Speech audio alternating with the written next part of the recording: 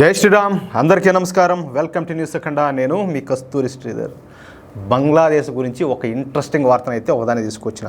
అసలు విషయం ఏంటంటే, బంగ్లాదేశ్లో ఏం జరుగుతుందో మనకందరూ కూడా బాగా తెలుసు కదా. అయితే బంగ్లాదేశ్ మీద ప్రతి ఒక్కరు కూడా జాతీయవాదులు కోపంతో రగిలిపోతూ ఉన్నారు.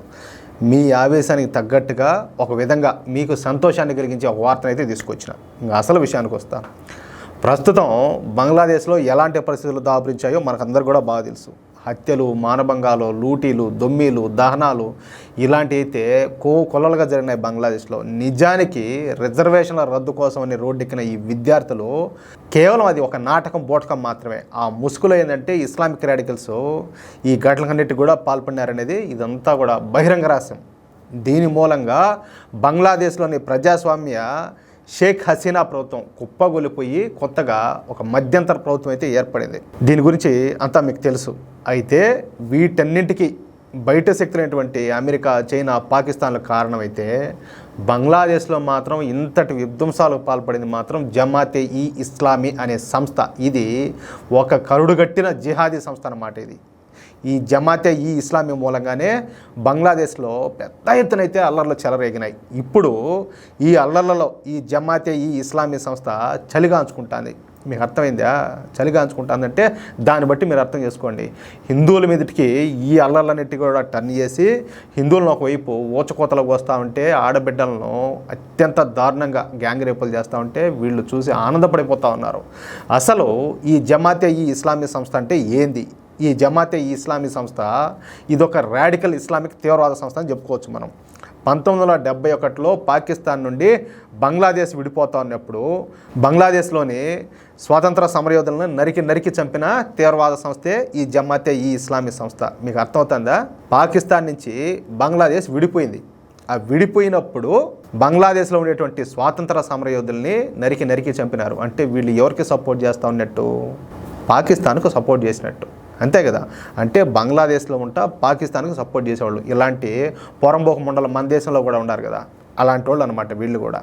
అంటే ఈ జమాతే ఈ ఇస్లామీ సంస్థ బంగ్లాదేశ్ను పాకిస్తాన్లో కలపడానికి 1971 నుంచి బంగ్లాదేశ్లో పనిచేస్తుంది. దాన్ని బట్టి మీరు అర్థం చేసుకోండి. ఆ దేశంలో ఉంటానే పాకిస్తాన్ అనుకూలంగా వీళ్ళు పనిచేస్తూ ఉన్నారు. ఇది పూర్తిగా పాకిస్తాన్కు సంబంధించినటువంటి ఐఎస్ఐ కన్సర్న్లలో నడిచే సంస్థ ఇది. అంటే మన దేశంలో ఉన్నటువంటి ఈ సిమి, పిఎఫ్ఐ ఈ సంస్థలు ఉన్నాయి కదా, మొన్న ఈ మధ్య మన కేంద్ర ప్రభుత్వం వచ్చేసి వీటిని బ్యాన్ కూడా చేసింది. ఆ సంస్థల లాంటిది ఇది. ఈ సంస్థకు నేరుగా ఈ ఐసిస్ ఉన్నది కదా, అత్యంత దుర్మార్గమైన కిరాతక సంస్థ ఐసిస్తో కూడా సంబంధాలు ఉన్నాయి.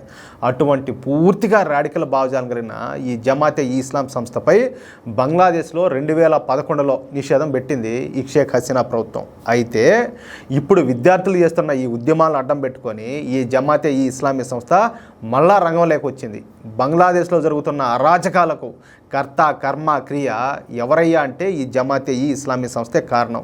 వీళ్ళకు తోడు ఈ నేషనలిస్ట్ పార్టీ అంటే అవామీ లీగ్కు ప్రతిపక్షి పార్టీ అయినటువంటి నేషనల్ పార్టీ కూడా తోడైంది. అటువంటి నీచమైన చరిత్ర కలిగిన ఈ జమాతే ఈ ఇస్లామీ సంస్థ ఇప్పుడు బంగ్లాదేశ్లో బలపడిపోయింది. అంటే బంగ్లాదేశ్ ఇప్పుడు ఈ జమాతే ఈ ఇస్లామీ సంస్థ చేతుల్లోకి వెళ్ళిపోయిందనమాట. బంగ్లాదేశ్లో ఈ తాలిబాన్ల జెండాలను ఎగరేసింది కూడా ఈ జమాతే ఈ ఇస్లామీ సంస్థ కార్యకర్తలే. దాన్ని బట్టి మీరు అర్థం చేసుకోండి వీళ్ళు ఎంత కిరాతకమైన దుర్మార్గపు మనస్తత్వం కలిగిన వాళ్ళు మీరు దీన్ని బట్టి అర్థం చేసుకోవచ్చు. పైగా బంగ్లాదేశ్లో షరియా చట్టాలను అమలు చేయాలని చెప్పేసి ఈ జమాతే ఈ ఇస్లామీ సంస్థ బలంగా కోరుకుంటుంది. అంటే ఈ ఆఫ్ఘనిస్తాన్లో ఉన్నారు కదా, ఆ టైపు పరిపాలన అయితే వీళ్ళు కోరుకుంటున్నారు. అంటే త్వరలోనే బంగ్లాదేశ్ కూడా మరొక ఆఫ్ఘనిస్తాన్ మాదిరి మారిపోతుందన్నమాట. ఇంకా చెప్పాలంటే ఆఫ్ఘనిస్తాన్ కన్నా అత్యంత దారుణంగా, అధ్వానంగా బంగ్లాదేశ్ అయితే తయారని ఉండాలి. అంటే షేక్ హసీనా కొంచెం సెక్యులర్ భావాలు కలిగిన మహిళ, వాళ్ళ పాలన కూడా అదే విధంగా ఉండని చెప్పి మనం చెప్పుకుంటా ఉన్నాం.